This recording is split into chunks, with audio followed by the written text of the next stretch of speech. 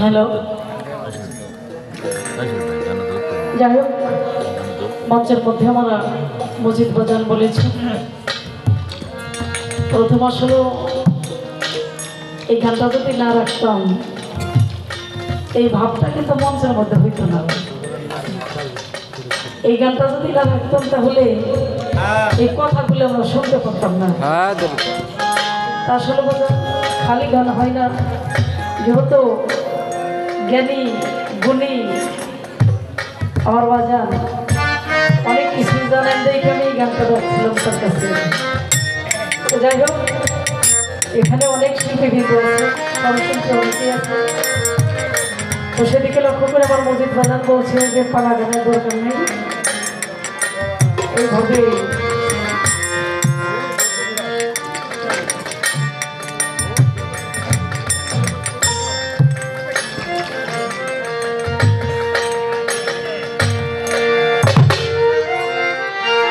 আমি আমার বন্ধু,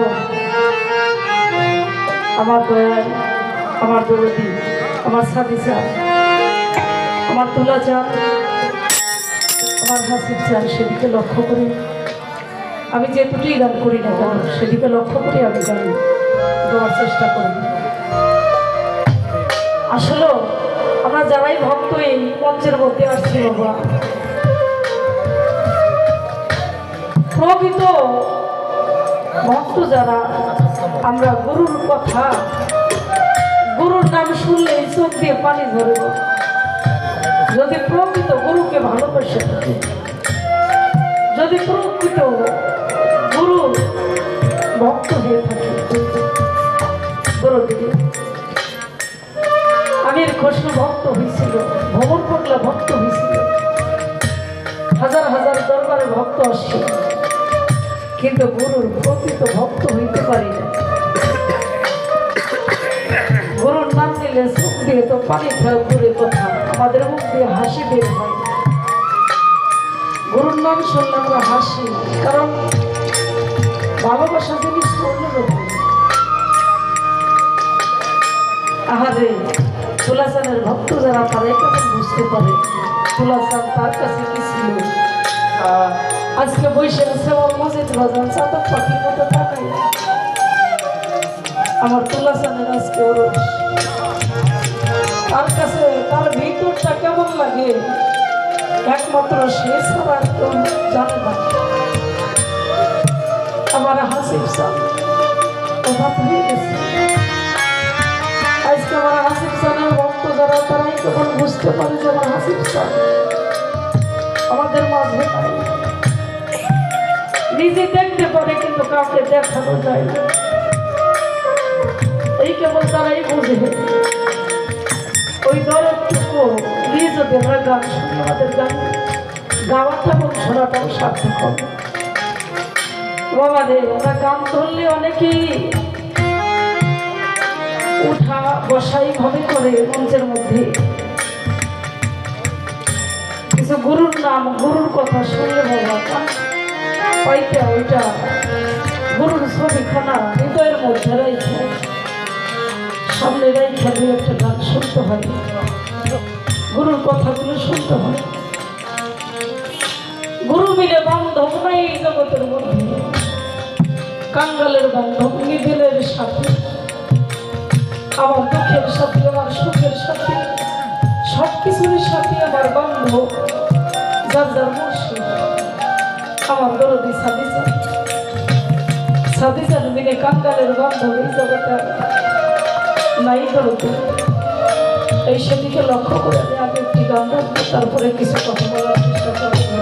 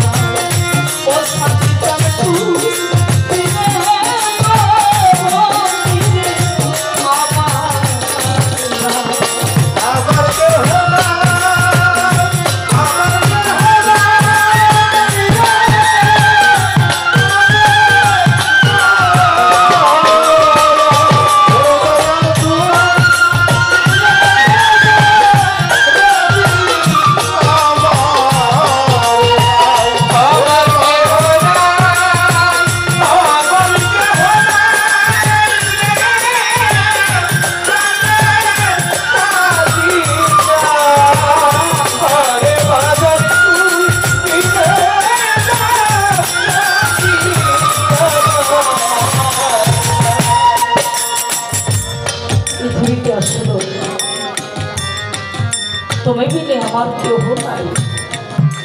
এই জগতের মধ্যে যারে বলি আপন আপন সে তোমার এই জগতে আপন হয় না।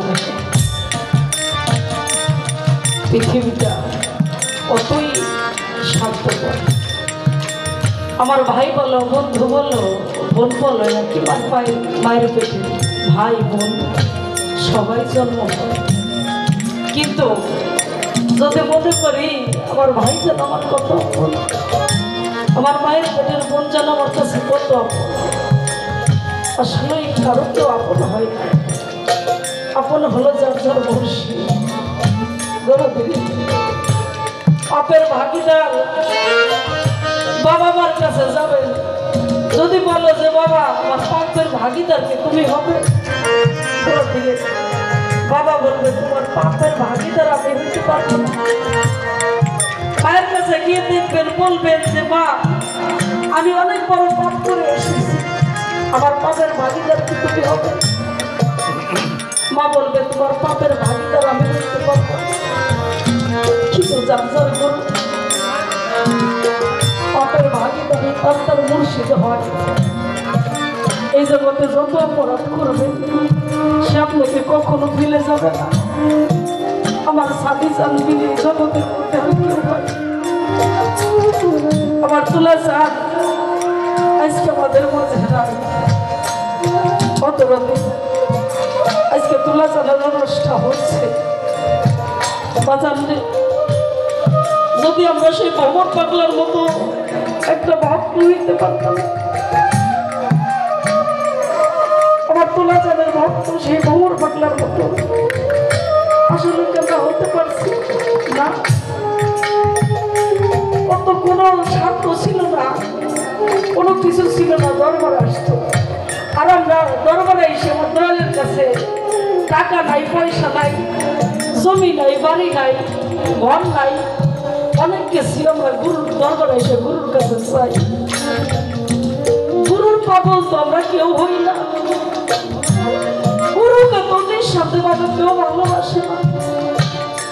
গুরুর দরবারে এসে বলে না দয়া তোমার চরণ তল আমাকে একটু খাই দাও, একবার তো কেউ বলে না। সবাই ভালোবাসে গুরুর কাছে জমি জাতি চাওয়ার জন্য আসে।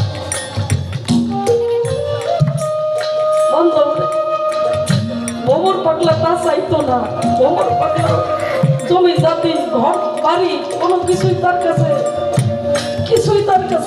দরকার ছিল না। শুধু গুরুকে এক নজর দেখার জন্য কত দূর হইতে আসতো। টাঙ্গাল থেকে সেই গরুটিয়া কোথায় নাইটকেল বাড়ি কত দূরতে হাইটে হাইটে আসতো। এখনকার ভক্তরা দুই পাও হাঁটে না গুরুর দরবারে আসলে। গুরুর দরবারে আসার আগে টাকা থাকে না পকেটে, আর সেই গোবর পাগলা হাঁটতে হাঁটতে গুরুর দরবারে আসতো গুরুকে একবার দেখার জন্য। অনেক বছর হয়ে গেছে গোবর পাগলা দরবারে সে নিজেই কাজ করে। কত ভক্তরা গুরুর কাছে কত কিছু চাইবার তোলা চাঁদের কাছে ভক্তদেরকে যাই যেটা বলে সেটাই তার আশা পূরণ করে। গোবর পাগলা অনেক বছর হয়ে যায় কিছুই চাই না, আর কোনো কিছুই দরকার নেই। আমার তোলা চাঁদ এক ভক্তকে দায়িত্ব বললে ভক্তরে আমার গোবর পাগলা কত বছর হয়ে গেল আমার দরবার আসে, আমার কাছেও কিছুই চাই না, একবার আমার সামনে দায়িত্ব না। গোবর পাগলা কে ডাক দিয়ে বলছে গোবর তোকে যে আমার বাজান ডাকছে কিসের জন্য ডাকে আমি জানি না। গোবর পাগলা চোখের পানি ছাড়িয়ে দেয়া শরীরটা কাঁপতে কাঁপতে সামনে দাঁড়াইছে। আইসে বললো বাজান আমি কোনো অপরাধ করছি, আমি যদি কোনো অপরাধ করে থাকি তাহলে আমাকে মাফ করে দাও। কত গুরুর মতো কত হয়, আমি যদি কোনো অপরাধ করে থাকি দরবারের মধ্যে তাহলে তুমি আমাকে মাফ করে দাও, যদি মনের অজান্তে কোনো অপরাধ করে থাকি। আমার তোলা চাঁদ বলে মোহাম্মদ তুই কোনো অপরাধ করস নাই, বছর হয়ে গেল আমার দরবার আসিস, আমার দরবারে এসে কোনো কিছু চাস না, শুধুই কাজ করিস। আজ আমার কাছে আমি তোকে কিছু দেব, আমার কাছে কিছু চা, তোকে দেওয়ার জন্য বসে আছি। চোখের আমি তো একটা পাগল মানুষ, আমি কি আপনার কাছে চাইতে পারি? আমি পাগল মানুষ বললাম, আপনি তো কেউ একটা ধর্ম দেয় না, একটা কাজও দেয়। আপনার কাছে আমি কি বা চাইতে পারি? তবে আপনার কাছে কোনো কিছু চাওয়ার না, শুধু একটাই চাওয়ার আছে। যেদিন আমি পৃথিবী ছেড়ে চলে যাবেন, আমার ওই স্মরণে একটু জায়গা চাই, আমি আর কিছুই চাই না। ওই স্মরণ তলে একটু জায়গা চাই, আর পৃথিবীতে আর কোনো কিছু চাই না। ভ্রমণ পাগলাকে তুলাসার বলে, ভ্রমণে তারপরে তো কিছু চাবি না আমার কাছে, বলে যে আমি কিছুই চাই না। তুলাসার বলে, ভ্রমণ রে, আজ থেকে তোকে আমি কর্ম দিয়ে দিই, তুই বাড়ি গিয়ে করিস না। বলে আমি কি কর্ম করতে পারি? তুলাসার বলে, ভ্রমণ আজ থেকে তুই বাড়িতে গিয়ে ভিক্ষু করে খাস। যখন বলছে তুই বাড়িতে গিয়ে ভিক্ষু করে খাবি,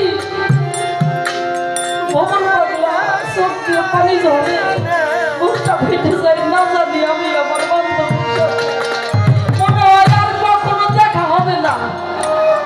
আমাকে মনে হয় আমার এই মনে হয় শেষ বিদায় দিল। চোখের কোণে ছেড়ে দিয়ে ভ্রমণ কাঁদে, তুই বাড়িতে গিয়ে ভিক্ষে করে খাস। ভ্রমণ পাগলা পিছনে দেয়, সামনে দুই পাও বাড়ায়, তার পিছনে সামনে এক পাও বাড়ায়, তার দুই পাও পিছনে চালায়। হাতে আর পিছন দিকে তাকাই দেখে আমার বান্ধবের মনে হয় আর দেখতে পাবো না। আমার দরদিকে মনে হয় আর দেখতে পাবো না। হাঁটতে হাঁটতে বাড়িতে চলে গেছে।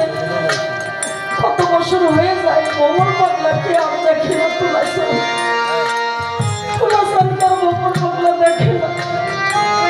ভক্তের মধ্যে তাহলে কতটা কষ্ট, যে ভ্রমণ পাগলা একদিন না দেখলে বাঁচতে পারে না। অনেকদিন হয়ে গেছে গুরুকে দেখে না, গুরু ভ্রমণ পাগলাকে দেখে না, ছটফট করে।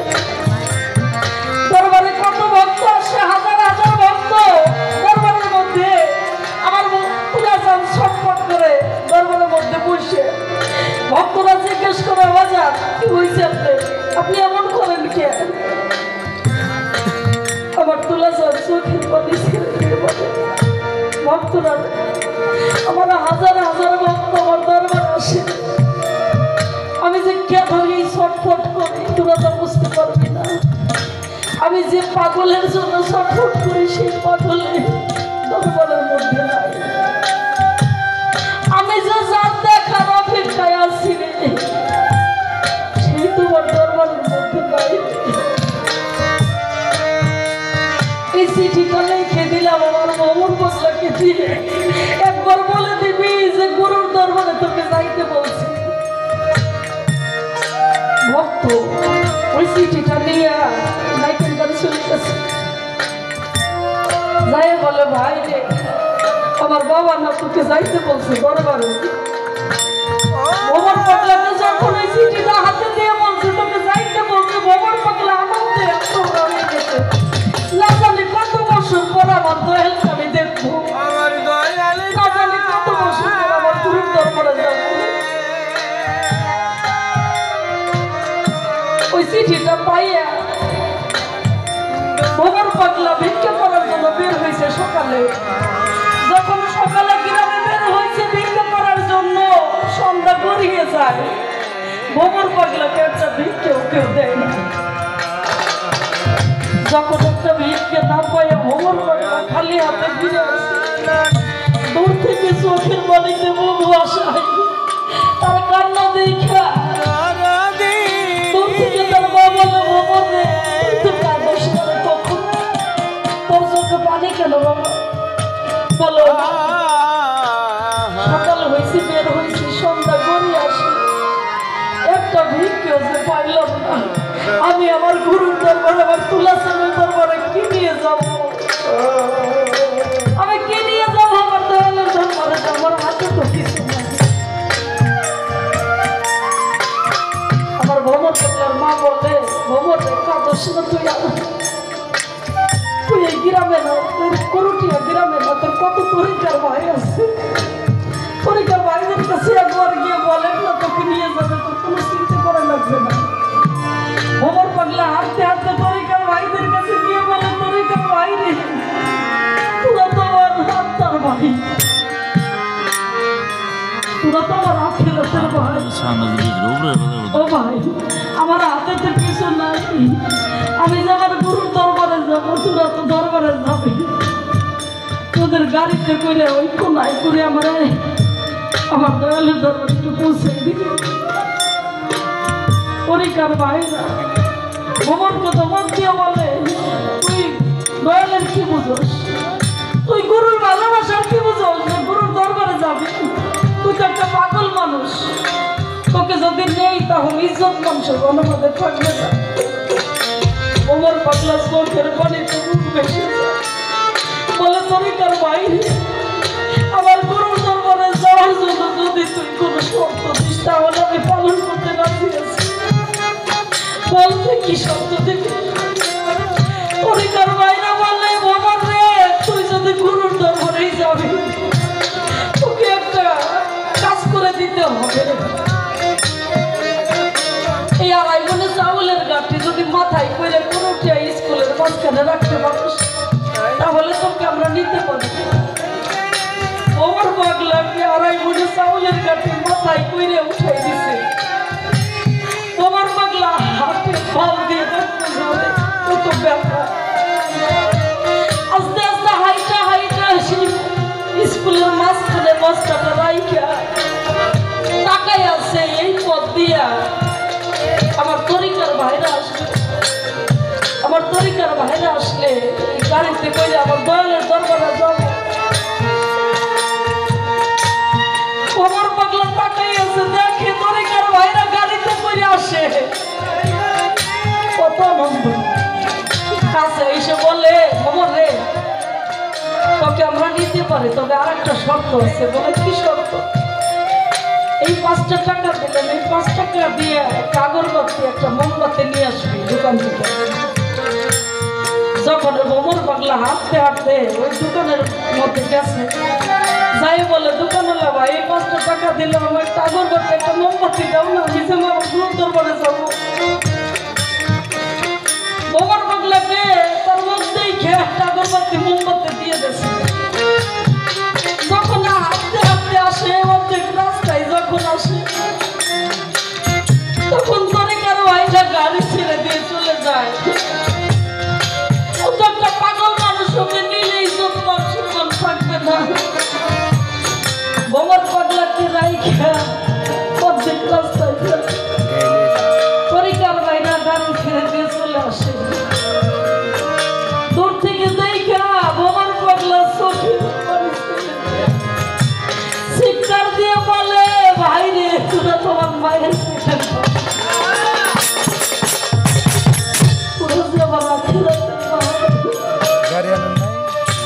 তোদের সাথে যে আমার হাসর টাসর হবে, আজকে তোরা আমাকে ফেলে চলে গেলি, আমি কি আমার গুরুর দরবারে যাইতে পারবো না? আমার দয়ালের দরবারে কি আমি যাইতে পারবো না? আমার বান্ধবীকে আমি দেখতে পারবো না? আমার দরদি কোথায় গেছে? ও দরদি, ওরে তুমি যাও না, Oh